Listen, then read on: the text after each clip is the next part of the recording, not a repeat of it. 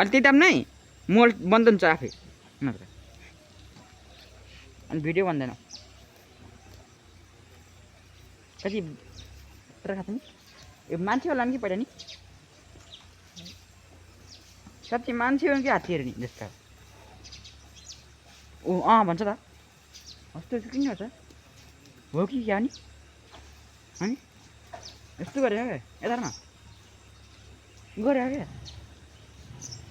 हेर न बुझ्यो त्यसरी नि